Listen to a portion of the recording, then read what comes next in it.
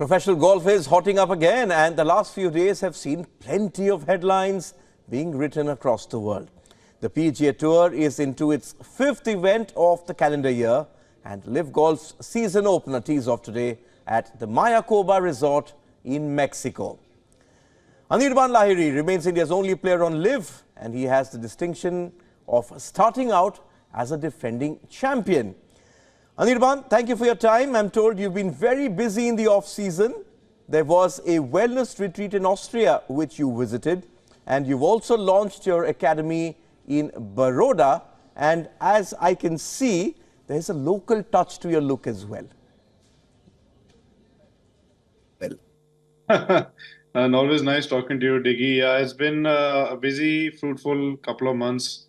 Been working on my body, working on my game. We just launched our foundation, launched our first program.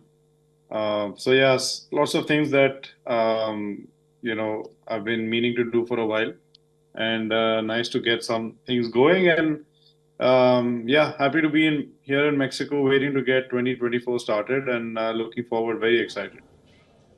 That's good to hear, Anirban. Now, the second season of LIV was a good one for you. You had 3 top 2 finishes. You finished ahead of some of your sports top names. I could rattle them off: Phil Mickelson, Bubba Watson, Sergio Garcia. And obviously the prize money wasn't no small amount either. How do you build on that this season? I think, every sports person will say you have to put whatever's gone behind you. 23 was a fantastic year, no doubt. My main takeaways were the fact that, I was contending again. I had a lot of Sundays where I had a chance to win. And I think most of the work that we did in the off season was to firstly rest and recover, and also put some work in on the mental aspect, on the mindset aspect, on just focusing on getting back in that position and getting over the line and basically getting the first win, hopefully one of many to come. So the focus this year has just been to kind of build on the positives, look at all the things that I did right last year that helped me to play well, but also build on top of that.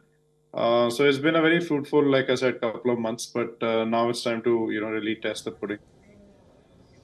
Also, a huge part of that great year, we were seeing your individual results. It was also the success your team had. Your captain, Bryson DeChambeau, he opted to have the same personnel. He didn't trade anyone. So how has the team planned the season ahead, and how are the Crushers planning to become a global brand? Well, I think obviously last year was a great year for us. Winning the team championship was a massive highlight. I think that was something that we had set out to do as a team. 2022, which was like, in essence, the first year, we had a very tough pill to swallow at Miami. And I think that kind of spurred us on last year, especially towards the second half, where all of us kind of elevated our games. Bryson obviously found sort of a second wind in his sails, played amazing golf, honestly. Even in the majors, he played really well. So, we're obviously hoping that he continues his form. I played well towards the end of the season. I'm hoping to build on my form. So as a team, I think, we're in a good place. Charles is the defending individual champion this week. He obviously loves this place. Paul had a few injuries that, he had to deal with, but he seems to be healthy and, raring to go. So as a team, I think we're very ready. We're up for it. I think every year, LIV is going to keep elevating the quality of golf. You can see with all the signings, all the new players that have come on, there's hardly a weak spot anymore. So, you have to be on your A game, and that's what we're all intending to do. As far as the global brand and all that is concerned, I think we're right now focusing on our golf. And as we go to different parts of the world, we're going to find ways to give back. Obviously, this is a long-term thing, so we'll see what opportunities we have. You spoke about new signings, so I'm going to ask you the most obvious question. How important is it for the LIV Golf brand to have the Masters champion, John Rahm, on board?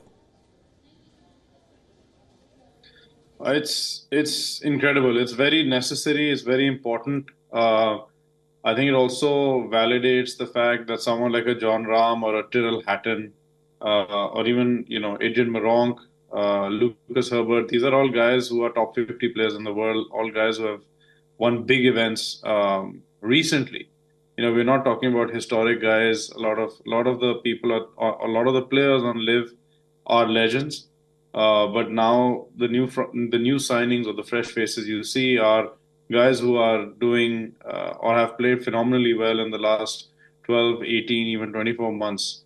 So it's a big testament to the strength of the field. It's a big testament to the product. I think LIV Golf is here to stay, and obviously, like I said, it's going to be more and more and more competitive. I think as the product matures, as the league goes into year, if you want to call this year two, into year 3, 4, and 5, I think that you see this trend continue.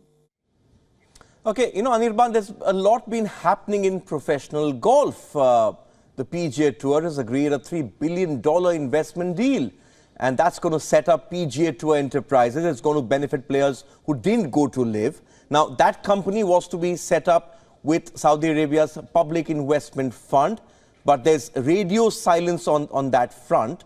What are you picking up about the merger agreement? Is it on, or is everyone sort of back to opposite corners? Oh, I think, firstly, I'll definitely start by saying that if you look at the disruption that LIV Golf has caused in the last 2 years, yes, it's had its negatives. It's affected the sport in one way or the other in terms of, fans. But if you look at the news that broke, I think it was yesterday, from the PGA Tour with the SSG signing, it's unprecedented to have this kind of support, this kind of financial backing in this game. So I think it's a great thing that golf is getting more sort of investors. As far as the merger is concerned, I think from what we've been told, there are still talks that are going on. I don't think it's game over, but again, it's way above my pay grade to really comment or even predict what's going to happen in the future. What we've been told, and we've been told for the last year, even from when this whole handshake framework agreement was announced, is that PIF is completely and totally behind LIV, and they plan to back us. For a long, long time, they planned for this product to succeed. They wanted to become the next IPL, the next Formula One, or the next EPL of golf. At the same time, I think they are interested in growing the golf ecosystem, even in the conventional or the existing, shall I say, tours, whether it's Asian Tour or whether it's a potential future agreement with the PGA Tour, or however it shakes out. So, as far as we are concerned, it's business as usual. I start tomorrow, and my only focus is to make as many birdies as I can. Okay, you say business as usual, Anirban, but there's been one particular development which has intrigued many golf fans. One of LIV Golf's biggest critics, Rory McIlroy, he's had a public change of heart, and he's been talking about how the fragmentation of golf has to end. But there are also others on the PGA Tour's policy board who believe that the tour does not need the Public Investment Fund anymore.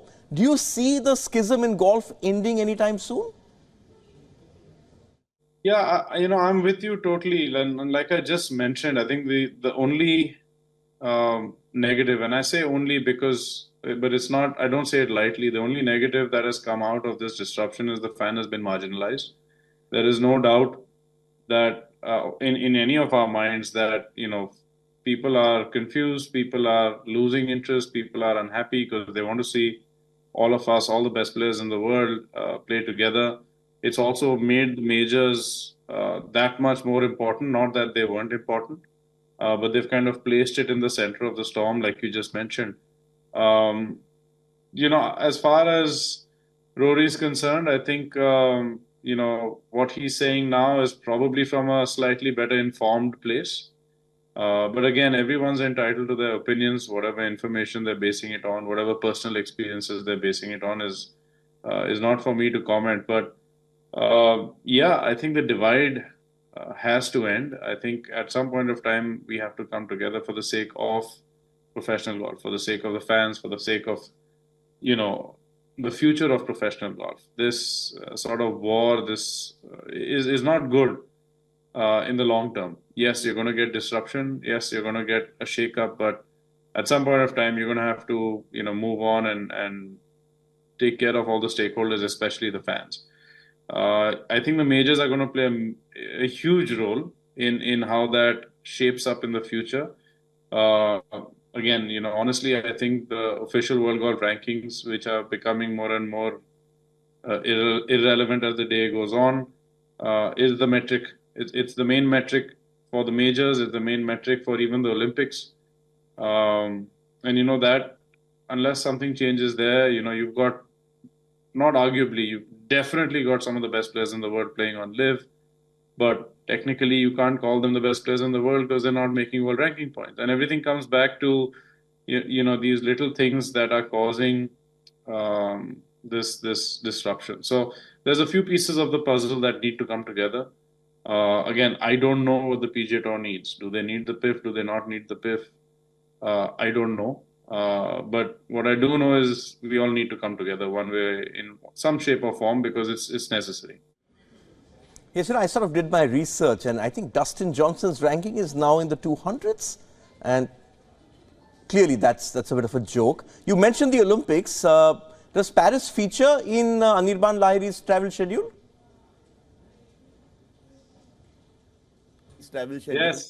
Yes, you don't even have to finish that question. I mean, you say Paris, and yes, I'm all in. I'm going to try my best. Look, the honest truth is I don't get world ranking points for playing LIV. I know that. I'm not complaining about it. It's the situation as it is. So I'm trying to find ways to make world ranking points, which is for me to play as many tournaments on the Asian Tour as possible, potentially ask for some invites on the DP World Tour. So just to give you an idea, I'm going to be playing 8 out of the next 10 weeks. And I think I will also be playing the Indian Open later in March. So I'm adding as many events as I can outside of my LIV schedule to make sure that, I give myself as good a chance as possible to qualify for Paris. It is important for me. Like I said, the majors are very, very important events. The Olympics has joined that short list of events that are very, very meaningful to me personally. And as an Indian athlete, there's no better feeling. I've had 2 fantastic opportunities, which I haven't taken, made use of or maximized or capitalized on. So, I'm going to try and earn my place on that flight to Paris. And if that happens, I'd like nothing more than to get a medal. I mean, there's no doubt about that. Anirban Lahiri to play the Indian Open. That's the headline coming out of this interview. Anirban, on that note, thank you for your time. Look forward to seeing you play here in Gurugram, not too far away from here. And all the best to you and the Crushers for both the Mayakoba Invitational and also the 2024 season. Yes, look forward to seeing you in India. Thanks, Diggy. Thanks for your time, as always.